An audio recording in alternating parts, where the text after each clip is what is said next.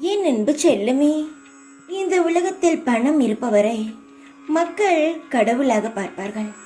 அதுவே பணம் இல்லாதவரை ஒரு பிச்சைக்காரனாக பார்ப்பார்கள். அவர்களிடம் குணம் இருக்கிறதா இல்லை அன்பு இருக்கிறதா என்று பார்க்க மாட்டார்கள். பணம் இல்லாதவரிடம் யாரும் எதையும் பேசிக்கொள்ளவும் மாட்டார்கள். அவர்களை ஒரு தரித்திரியமாக தான் பார்ப்பார்கள். ஆனால் பணம் இருப்பவர்களை ஒரு பெரிய மகானாகவும், அவரிடம் எது கொடுத்து வாங்கினாலும் இவர்களுக்கு என்னமோ வளர்வது போல் அவர்களை கடவுளாகவே பார்ப்பார்கள். ஏன் அப்படி நினைக்கிறார்கள் என்று ஒன்றுமே புரியவில்லை. என் தங்கமே, உன் வாழ்க்கையிலும் இது போன்ற பல நிகழ்வுகள் நடந்திருக்கிறது. உன் கையில் கொடுத்து வாங்கினால் சந்தோஷம் என்று சொல்லி வாங்கி கொண்டு சென்றார்கள் ஒரு சில நாட்களில்.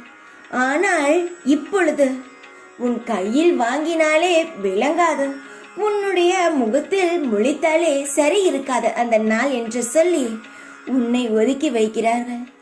பணம் இருப்பவரிடம் போய் போய் பேசுகிறார்கள். பணம் இல்லாத உன்னிடம் ஏதோ கேவலமாக பார்க்கிறார்கள். இதையெல்லாம் பார்க்கும் பொழுது உனக்கு வலிக்கிறதோ?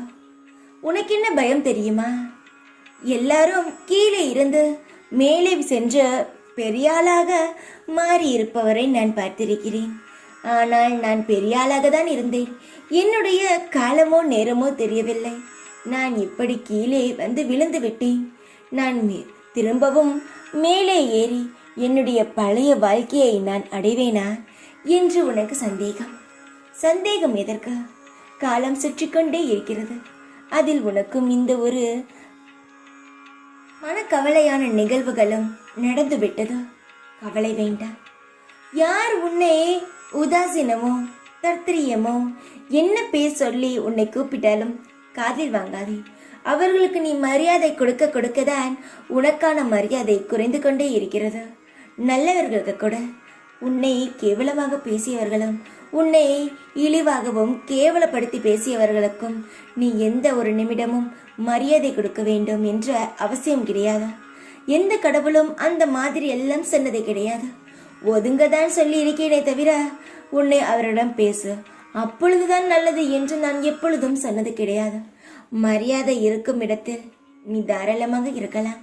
மரியாதை உனக்கு இல்லாத இடத்தில் அது எவ்வளவு பெரிய கோடீஸ்வரனாக இருந்தாலும் சரி, அவனிடம் நீ இருக்க வேண்டும் என்ற ஒரு அவசியம் கிடையாது.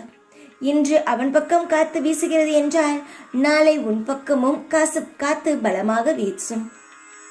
மக்கள் ஒன்று புரிந்து கொள்ளவில்லை. ஒரு பக்கமாகவே பார்க்கிறார்கள்.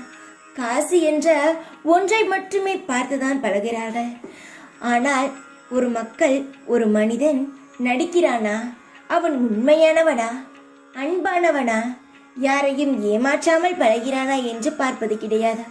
காசு இருந்தால் அவனிடம் எல்லாம் இருக்கிறது என்று ஓடி விடுகிறார்கள். அப்படியெல்லாம் இல்லை.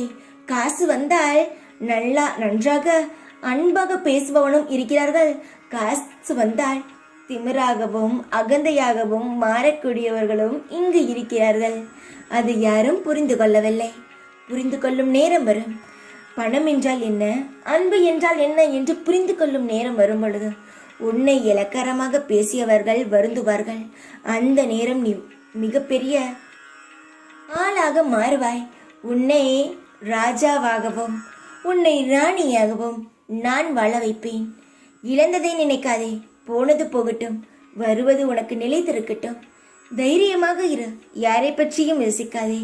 இந்த சாயப்பா இருக்கிறேன் உனக்காக. நல்ல நேரத்திலும் இருப்பேன்.